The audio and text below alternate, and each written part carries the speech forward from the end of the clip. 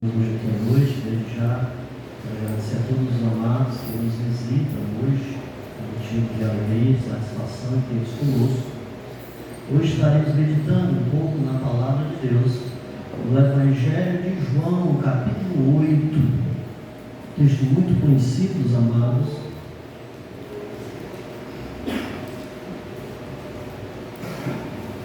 Evangelho de João, capítulo 8. Vamos estar meditando do versículo 1 até o versículo 11.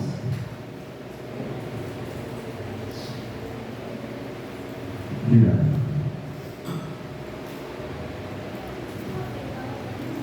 Evangelho de João, capítulo 8, do 1 ao 11. Diz assim a palavra do Senhor: Jesus, entretanto, foi para o Monte das Oliveiras. De madrugada voltou novamente para o templo e todo o povo ia ter com ele. Assentados, ensinava. E os escribas e fariseus trouxeram à sua presença uma mulher surpreendida em adultério e, fazendo-a ficar de pé no meio de todos, disseram a Jesus: Mestre, esta mulher foi apanhada em flagrante de adultério. E na lei nos mandou Moisés que tais mulheres sejam apedrejadas. E tu, pois, que dizes? Isso dizia eles, tentando para ter de que acusar. Mas Jesus, inclinando-se, escrevia na terra com o dedo. Como insistissem na pergunta, Jesus se levantou e lhes disse: Aquele que dentre vós estiver sem pecado, seja o primeiro que atire a pedra. Tornando-a, inclinou-se, continuou a escrever no chão. Mas, ouvindo eles esta resposta de acusados pela própria consciência, foram se retirando um por um, a começar pelos mais velhos até os últimos, ficando só Jesus e a mulher no meio de onde eles estavam. Erguendo-se Jesus e não vendo a ninguém, mas além da mulher, perguntou-lhe: Mulher, onde estão aqueles que acusadores? Ninguém te condenou? Respondeu ela: Ninguém, Senhor. E ele lhe disse: Nem eu tampouco te condeno. Vai e não peques mais. Amém?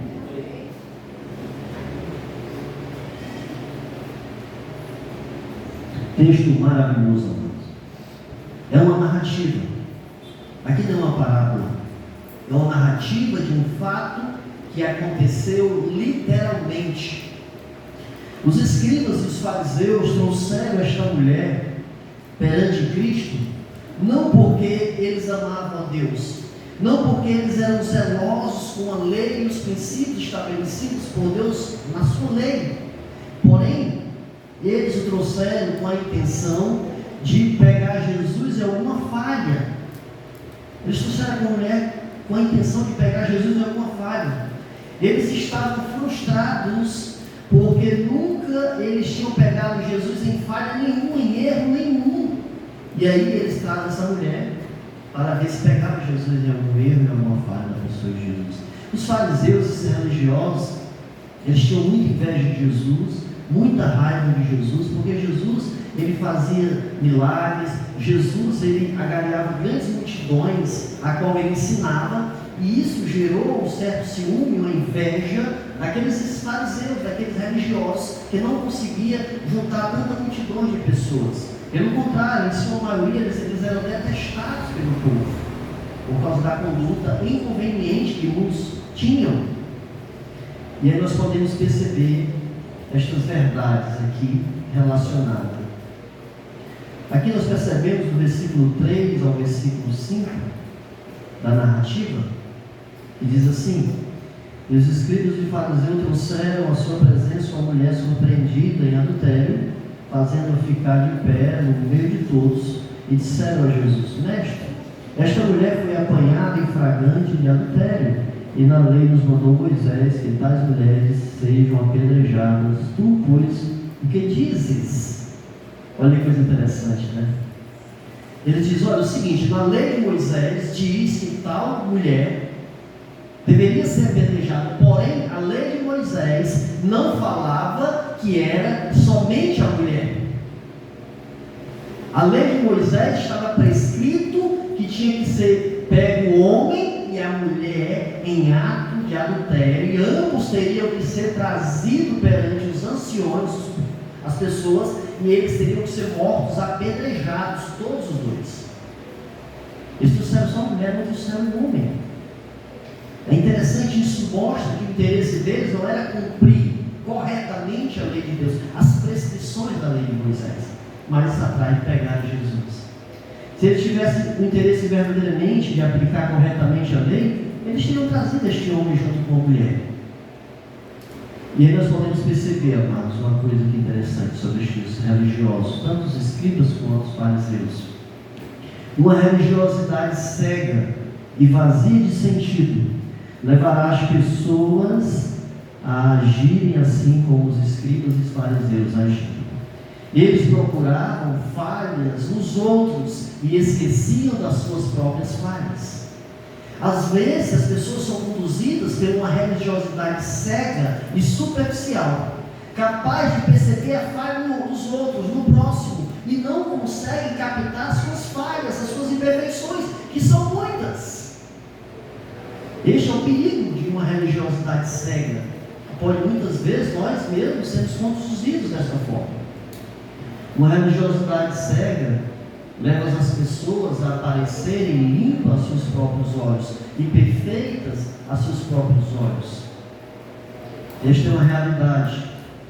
As pessoas, quando estão sendo conduzidas por uma religiosidade cega, com facilidade observam o pecado do próximo, porém não estão dispostos a reconhecer os seus próprios pecados e abandoná-los. Esta é uma realidade. Nós podemos perceber na perspectiva dos fariseus e saduceus e na perspectiva de muitos crentes em Cristo Jesus. Mesmo sendo crentes verdadeiros, muitas vezes podemos ser guiados por uma visão equivocada de realidades que muitas vezes nós estamos tendo erradamente. Os fariseus, eles achavam que serviam a Deus, eles achavam que honravam o Senhor, que guardavam a lei do Senhor, que amavam a lei do Senhor, porém na prática isso não era demonstrado.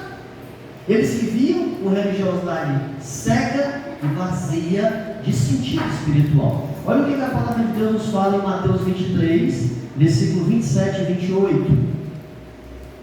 Mateus capítulo 23, versículo 27 e 28.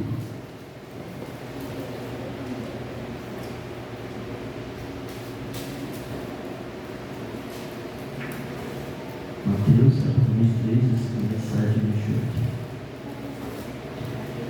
Ai de vós, escribas e fariseus hipócritas, porque sois semelhante aos sepulcros caiados, que por fora se mostram belos, mas interiormente estão cheios de ossos de mortos e de toda a imundícia. Assim também vós exteriormente parecem justos aos homens, mas por dentro está cheio de hipocrisia e de iniquidade. O que é um sepulcro caiado? É um mausoléu, é algo feito para botar restos mortais de alguém que morreu, e era pintado ali, caiado na época, pintado bonito, porém por dentro tinha restos mortais, pessoas apodrecidas e apodrecendo por estar mortas. Isto é o sepulcro caiado. E muitas vezes os fariseus, eles se conduziam dessa forma. Aparentemente, exteriormente, eles pareciam religiosos, exteriormente eles pareciam servir a Deus, exteriormente eles pareciam honrar ao Senhor, porém interiormente eles estavam contaminados por uma conduta pecaminosa, por estar sua essência vazia de sentido, por verdadeiramente não compreender o sentido de servir ao Senhor, de andar com o Senhor. Nós podemos perceber esta realidade. E aqui é interessante que faz muito bem lembrar o apóstolo Paulo. Paulo, quando era fariseu, religioso, zeloso, ele se achava o camarada mais perfeito que tinha, mais correto que tinha, mais íntegro que tinha no meio dos fariseus. Ele se destacava no meio do farisaísmo, no meio dos jovens da sua época. Porém, quando Paulo teve um encontro com Jesus, quando Paulo conheceu Jesus, quando Paulo foi transformado pelo poder de Jesus, Paulo ele começa a fazer uma observação e ele começa a se achar o mais miserável de todos os homens, o mais pecador de todos os homens. A cosmovisão dele, a perspectiva dele foi transformada e mudada. Ele não se achava mais o tal, mas agora ele olha para si, vê a imundícia do pecado, vê a gravidade do pecado e ele percebe que bem nenhum habitava nele, a não ser a graça e a misericórdia de Deus que o alcançou, e ele passa a perceber que ele era um miserável pecador, porém alcançado pela graça e misericórdia de Deus. Que coisa tremenda, amados, nós podemos perceber isso. Olha o que a palavra de Deus nos fala em 1 Timóteo capítulo 1, versículo 15. 1 Timóteo capítulo 1, versículo 15.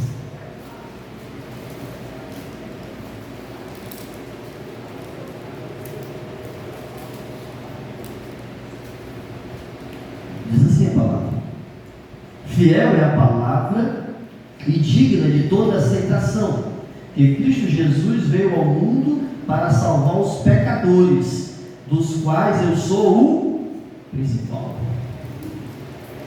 Cristo veio ao mundo para salvar os pecadores, e Paulo aqui não se coloca como o melhor de todos, como o mais santo de todos, como o mais justo de todos, mas ele se coloca aqui como o principal, o pior dos pecadores. É interessante quando nós temos a compreensão correta das Escrituras, irmãos. Quando nós compreendemos a gravidade do pecado e quanto o pecado nos atingiu tão terrivelmente, tão profundamente. A graça de Deus, a misericórdia de Deus é maior do que os nossos pecados. E um dia ela nos alcançou em Cristo Jesus. Nos transformou, nos mudou e tende a continuar nos mudando e nos transformando cada vez mais à semelhança de Jesus, à semelhança de Cristo. Versículos 6 e 7 do nosso texto de João 8. Versículos 6 e 7 do nosso texto diz assim: e isto dizia eles, testando Jesus para terem do que acusar, mas Jesus, inclinando-se, escrevia na terra com o dedo. Como insistiam na pergunta, Jesus se levantou e lhe disse: aquele que dentre vós estiver sem pecado, seja o primeiro que atire a pedra. Eles insistiram na pergunta. Eles estavam insistindo ali na pergunta sobre aquela situação daquela mulher, porque ela tinha sido pega dessa forma. E Jesus ali se inclina, escreve ali na terra, escrevendo, com toda certeza, meus amados, eles, olha, agora a gente vai pegar esse camarada. Ele não tem saída. Eles achavam com toda certeza que tinham enquadrado Jesus, que de uma forma ou de outra eles pegariam Jesus em alguma falha. E eles, aqui nós vamos perceber que eles vacilaram tremendamente. Jesus se abaixa ali e fica escrevendo. Ninguém sabe o que Jesus estava escrevendo. Muitas pessoas querem conjecturar, afirmando que Jesus estava escrevendo isso ou aquilo outro. Não. A palavra de Deus é bem clara, ela não fala o que Jesus estava escrevendo, fala que ele estava escrevendo. Se Jesus tivesse autorizado o apedrejamento desta mulher, ele teria violado as leis romanas daquela época, irmãos.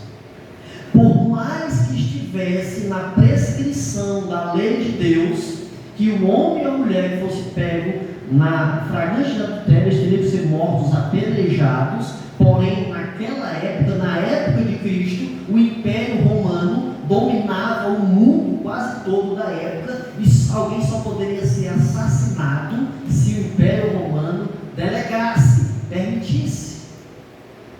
Ou seja, Jesus estiver dito: olha, apedreje ela, ele teria violado as leis romanas, e só poderia ser assassinado alguém se os romanos, a lei romana, permitisse. Essa é uma das realidades. Uma outra realidade, amados: se Jesus tivesse libertado a mulher, ele seria acusado de estar contra a lei de Moisés. Você está vendo aí? a aparente cilada que eles criam ali para ver se pegava Jesus. Se ele disser que apedreje, ele vai violar as leis romanas, porque só podem ser assassinados alguém que a lei romana, as autoridades romanas permitam. Se ele disser, não, liberem ela, mandem ela embora, ele teria ficado contra a lei de Moisés. E aí Jesus sabiamente, de uma forma maravilhosa, eles insistem na pergunta. Jesus se levanta e no versículo 7 ele diz: olha, aquele que tiver sem pecado, de entre vós, vocês que estão aqui querendo apedrejar essa mulher, não tem nenhum no meio de vocês aí que não é pecador? Pois atire a primeira pedra. Não tem nenhum no meio de vocês aqui que nunca cometeu pecado? Atire a primeira pedra nela, seja o primeiro a tirar a primeira pedra. Jesus se abaixa e continua ali escrevendo no chão. Muito interessante, amado. Os acusadores insistiam com Jesus. Jesus faz uma declaração a eles tremenda, né? No meio de vocês, se estivessem pecado, atire a primeira pedra.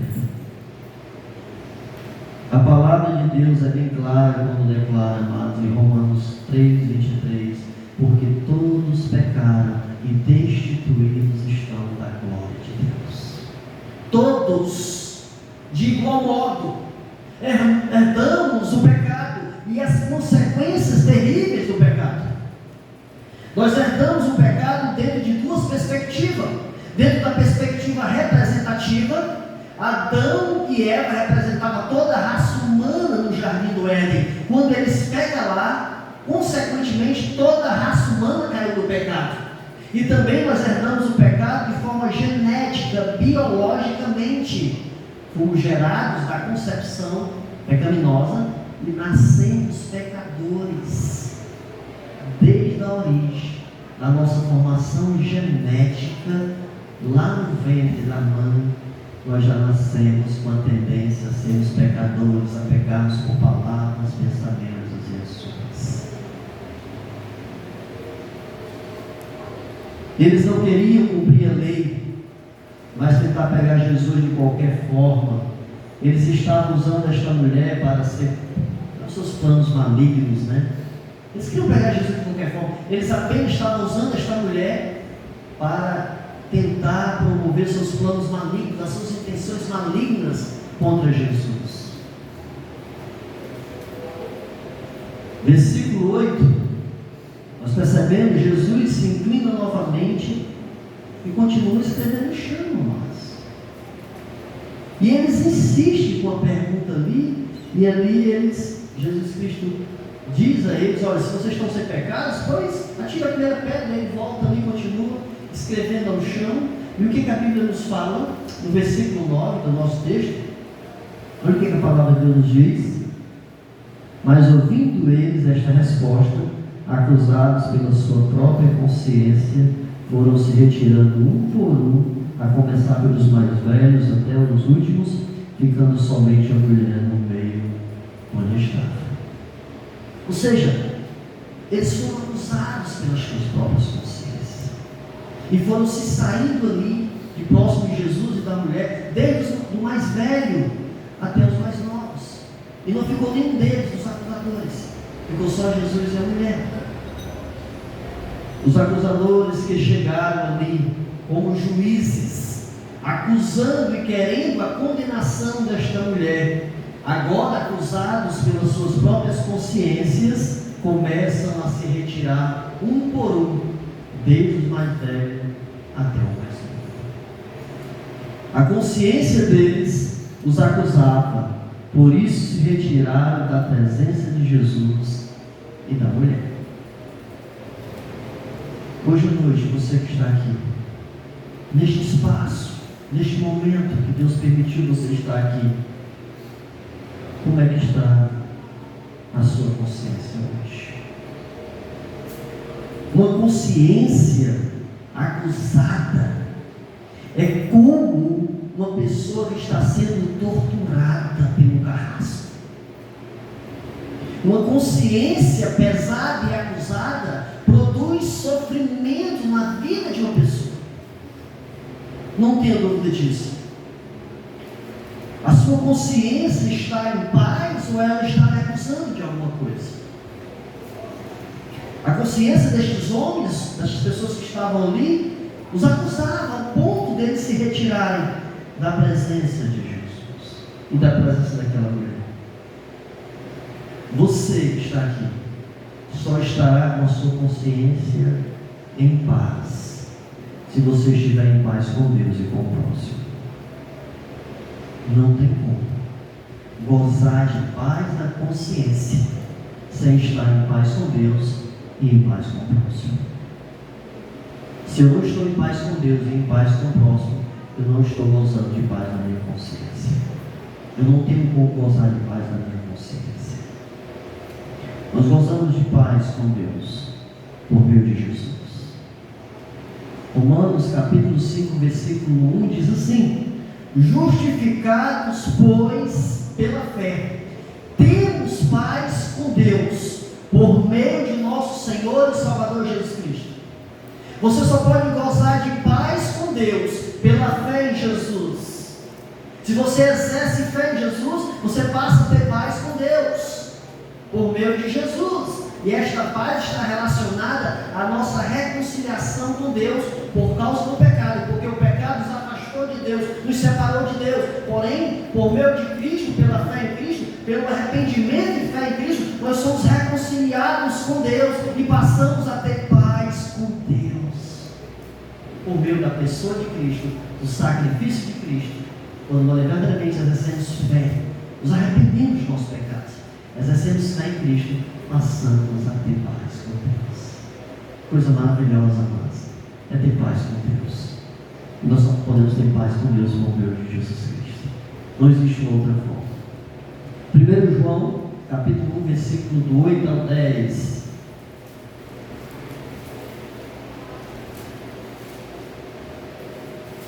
João,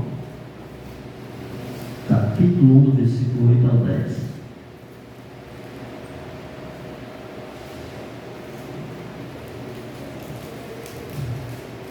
O que a palavra de Deus nos fala? Se dissermos que não temos cometido pecado nenhum, a nós mesmos nos enganamos, e a verdade não está em nós.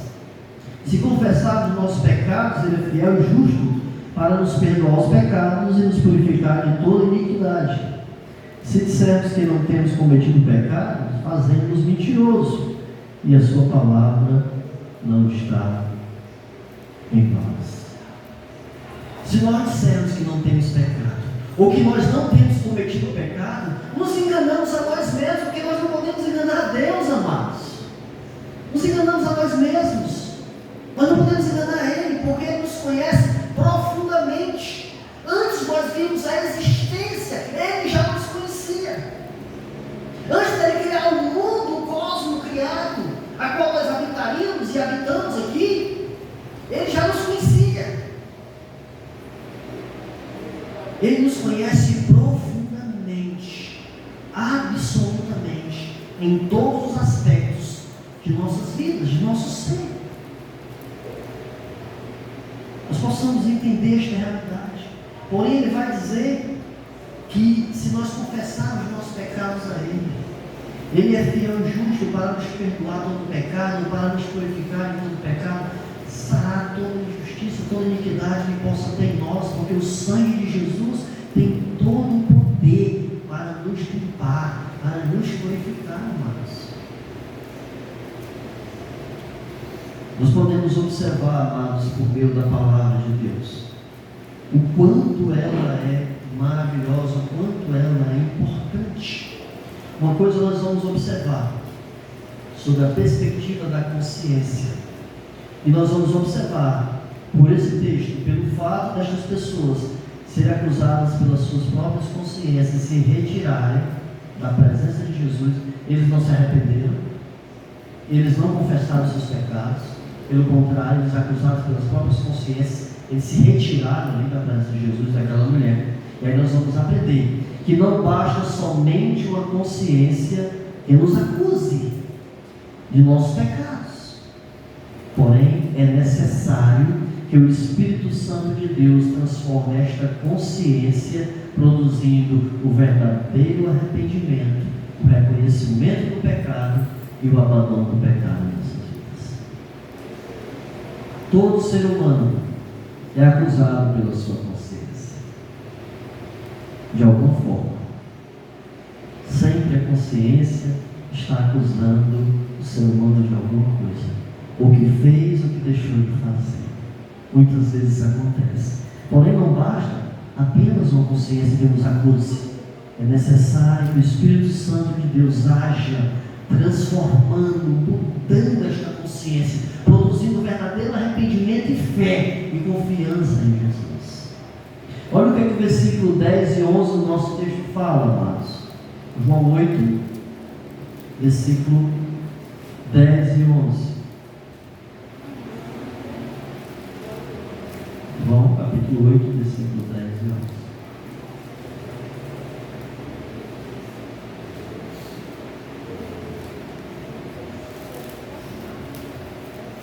11. Erguendo-se Jesus, e não vendo ninguém mais além da mulher, perguntou: mulher, onde estão aqueles teus acusadores? Ninguém te condenou? Respondeu ela: ninguém, Senhor. Então lhe disse Jesus: nem eu tampouco te condeno, vai e não peques mais. Nós podemos observar esta realidade. Jesus ergue-se ali e não vê mais os acusadores daquela mulher e pergunta: cadê os acusadores? Cadê aqueles que te acusavam, que queria a tua morte, o teu apedrejamento? Senhores, todos foram embora, não ficou nenhum, só ficou eu, o Senhor. E ela diz: olha, os acusadores não estão aqui te acusando, eu tampouco te condeno, vai e não peques mais. Nós, seres humanos, somos tendenciosos a muitas vezes a nos colocarmos no lugar de Deus, como juízes. E não é assim, irmãos. Nós somos vedados. Ninguém pode querer se colocar no lugar de Deus para aplicar um julgamento definitivo e eterno de ninguém. Nenhum de nós tem poder para condenar ninguém e nem absolver ninguém. Isto é prerrogativa de Deus. Somente Deus, por meio da sua graça e misericórdia, Ele pode perdoar aqueles que se arrependem, e Ele justamente pode aplicar a condenação na vida daqueles que não se arrependem dos seus pecados e morrem sem arrependimento. Nenhum de nós pode julgar no sentido de condenar eternamente alguém ou absolver alguém eternamente, porque não é prerrogativa nossa. Esta prerrogativa é de Deus, do justo juiz de toda a terra. Está certo? Esta é uma perspectiva do próprio Deus. Deus é o justo juiz. Só Ele tem esta prerrogativa verdadeira de julgar corretamente, de forma definitiva e eterna, a qualquer pessoa. Sabemos que a igreja, ela se reúne para deliberar determinadas coisas. A igreja faz observações e julgamentos no sentido de disciplinar alguém que cometeu o erro. Isso é prerrogativa da igreja, que Deus deu à igreja. Mas julgar eternamente e definitivamente, só Deus pode fazer isso. Só Deus pode fazer isso. Só Ele pode fazer isso, porque Ele é o justo e perfeito juiz. Jesus aqui era o único que não tinha pecado. Jesus aqui era o único que poderia tirar a pedra daquela mulher, porque ele não tinha pecado. Porém, ele não fez isso. Ele a perdoou. Isso aqui é interessante. Porém, nós observamos que Jesus Cristo, ele não veio condenar no seu primeiro advento ninguém, porque o Filho do Homem veio buscar e salvar o que se havia perdido. Jesus Cristo, em seu primeiro advento, ele veio como Salvador. Ele veio para morrer na cruz do Calvário e ressuscitar o terceiro dia, consumando a obra da salvação. Ele veio para salvar. Porém, no futuro escatológico, ele vai vir como justo juiz de toda a terra. Vai buscar os salvos, os seus, e ele estabelecerá o seu reino. Porém, ele também aplicará, naquele grande dia do grande trono branco, o juízo definitivo e eterno de todos aqueles que não se arrependeram e creram em Jesus. E nós sabemos que diante do trono branco não existirá salvação. Diante do grande trono branco não existirá perdão. diante do grande trono branco, só existirá a condenação eterna de todos aqueles que viveram nesta terra e até mesmo muitas vezes foram acusados pelas suas próprias consciências, porém nunca se arrependeram verdadeiramente dos seus pecados, nunca creram em Jesus verdadeiramente e sinceramente. Jesus, nós podemos perceber isso no versículo 11, quando ele diz: olha, vai e não peques mais. Eu estou um pouco te contendo. Ele fala para aquela mulher: vai e não peques mais. Jesus é aquele, amados, que sonda os corações. Ele viu no coração daquela mulher sinceridade. Ele viu no coração daquela mulher um verdadeiro e sincero arrependimento, ao ponto dele olhar para ela e dizer para ela: olha, vai e não peques mais. Foi totalmente diferente a ação daquela mulher. Foi totalmente diferente dos seus acusadores, porque os seus acusadores, acusados pelas suas próprias consciências, eles se retiram. E Jesus vê nela sinceridade, Jesus vê nela arrependimento verdadeiramente, ao ponto de dizer: vai, não peques mais, está perdoada. Que coisa diferenciada, que coisa tremenda, amados. Ela escuta de Jesus, o único que poderia julgá-la e condená-la, o único que poderia jogar pedra nela e apedrejá-la, porque era sem pecado. Ele não jogou pedra nela, ele não a condenou, pelo contrário, ele viu nela arrependimento e fé nele. Ele a perdoa. Ele diz para ela: vai e não peques mais. Aqui, amados, essa perspectiva é muito interessante. Nós podemos perceber que existe uma grande diferença que nós devemos entender. Existe um verdadeiro e sincero arrependimento, que é fruto da regeneração do coração daquele que se regenerou verdadeiramente. O Senhor regenerou. Existe um falso arrependimento. O falso arrependimento está relacionado a um sentimento que é inerente a todo ser humano: o remorso. Todo ser humano naturalmente sente remorso por alguma coisa que cometeu, por algum erro que possa ter cometido. Porém, somente aqueles que foram regenerados, transformados pelo Espírito Santo de Deus, que Deus trabalhou regenerando, estes verdadeiramente se arrependem verdadeiramente. Não sentem somente remorso, mas se arrependem verdadeiramente dos seus pecados e procuram abandoná-los. Esta é uma realidade que nós podemos perceber. Vamos ler 2 Coríntios capítulo 7, versículo 10.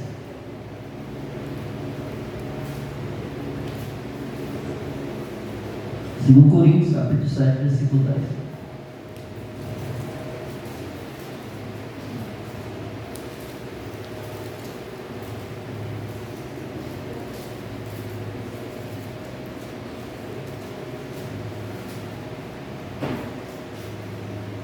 Coríntios capítulo 7, versículo 10 assim: porque a tristeza, segundo Deus, produz arrependimento para a salvação, que a ninguém traz pesar, mas a tristeza do mundo produz a morte.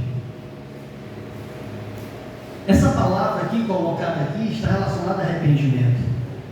A tristeza aqui está relacionada ao arrependimento. Nós podemos perceber isso, é muito interessante. O arrependimento aqui está relacionado a uma contínua luta contra o pecado na vida cristã.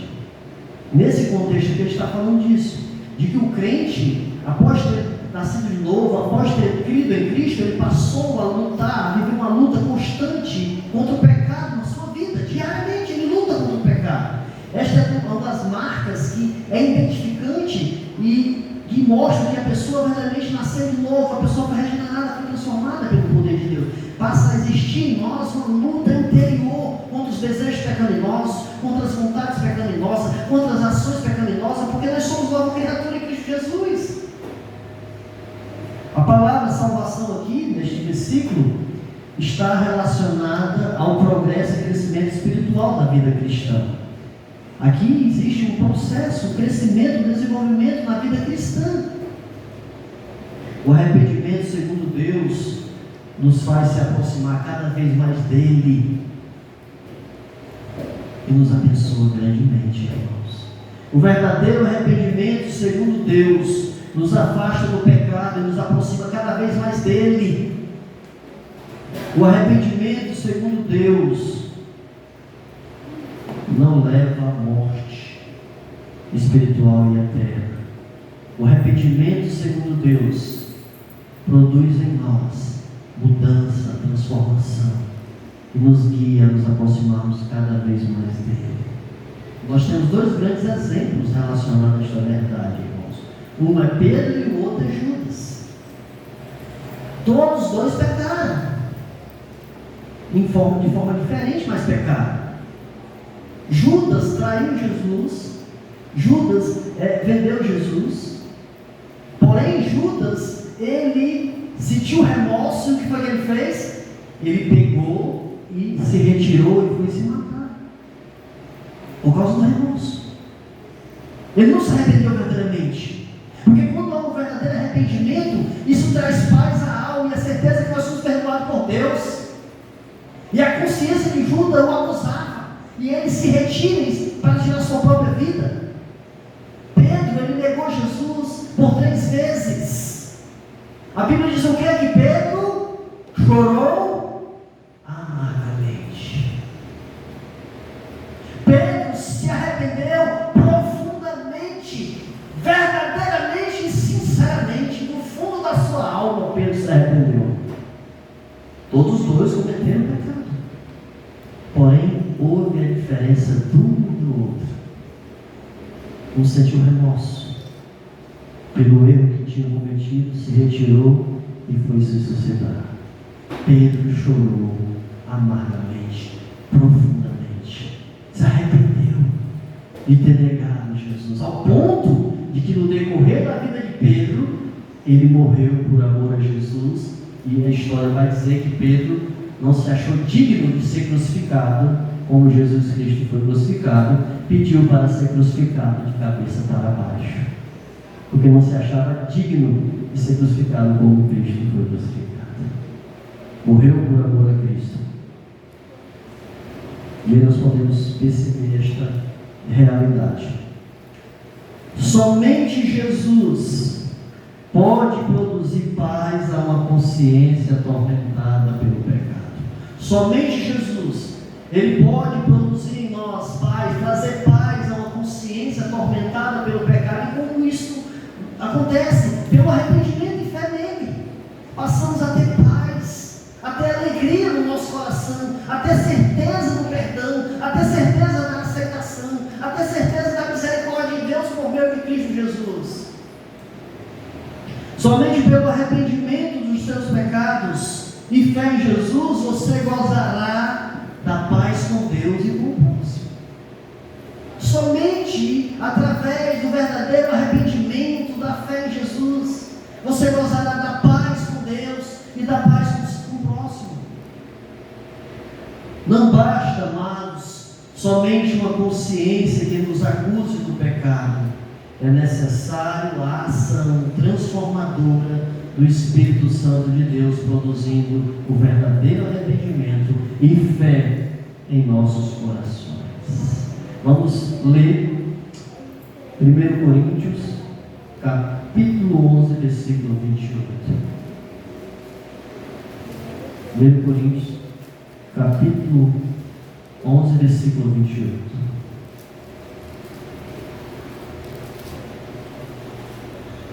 Olha o que a palavra nos fala aqui, 1 Coríntios 11,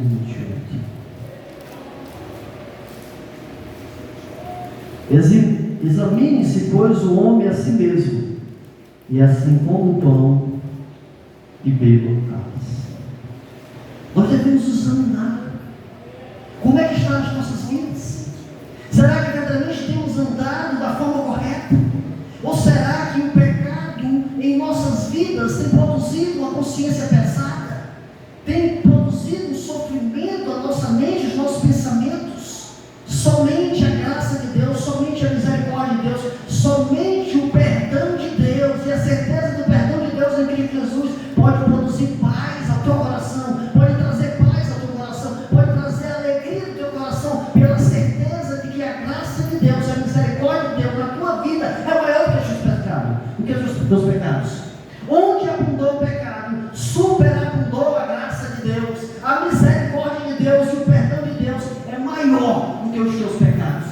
você possa verdadeiramente se arrepender dos seus pecados, que você possa recorrer ao trono da graça de Deus, porque no trono da graça de Deus há perdão, há misericórdia para a tua vida, há aceitação de Deus. Vamos orar, amados. Vamos orar. Senhor, nosso Deus e Pai, Deus de infinita graça, amor, bondade, misericórdia, obrigado, Senhor, pela tua palavra, por tudo que o Senhor tem feito em nossas vidas, Pai amado. Que o Senhor continue abençoando a tua igreja, os teus servos, ó Pai amado. Obrigado por tudo que o Senhor tem feito, Senhor. É isso que nós pedimos, te agradecemos por tudo, em nome de Jesus. Amém. Amém.